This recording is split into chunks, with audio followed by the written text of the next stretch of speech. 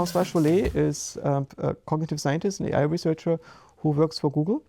And he's written a quite influential paper on intelligence and defines it as the ability to generalize and to acquire new skills.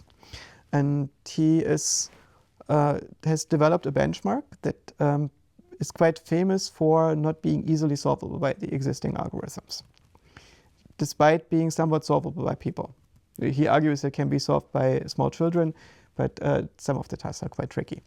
But there are in some sense IQ tests that look like pixelated graphics, and each of these tasks is new, and they are designed in such a way that you cannot solve them by memorization. You have to come up with new solutions.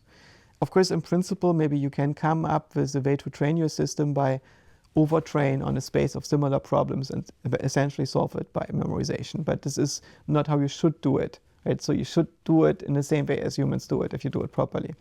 And maybe the way to do it is that you need to have the system trained on physical interaction first by observing how balls interact when you bounce them off a wall.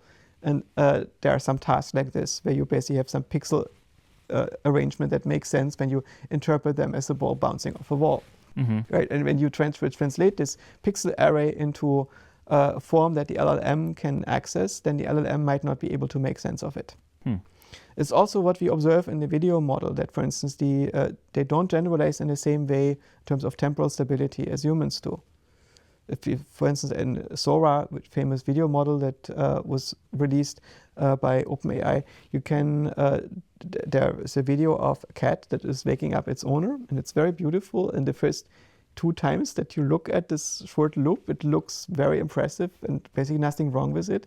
And then you look more closely and you notice, oh my God, the cat has 2 left front paws, because it's basically touching the owner 2 times with a front paw. Oh. And you don't notice this when you only look at adjacent frames, because every pair of adjacent frames or triplet of frames looks fine. It's only over long time frames that you notice it's incoherent. And it's a result of how that thing is trained and produces the images, right? There must be a way to train it so it's stable over longer time frames before it has the same feature fidelity as this thing has, because it looks completely photorealistic. It's just this weirdness that you notice when you see it presents something that doesn't work in time. I was pretty amazed. I'm not very in touch with the AI developments, but I was looking at your Twitter I mentioned earlier before we spoke, and I was pretty amazed by some of the video models that you tweeted. It's pretty amazing what's happening right there. Yeah, I don't understand how somebody cannot want to play with them.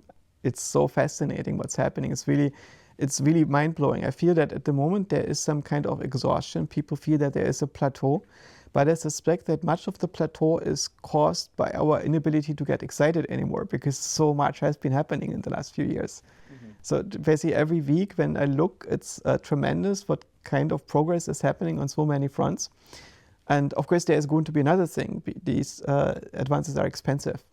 And the question is, at which point is this going to translate into revenue or not?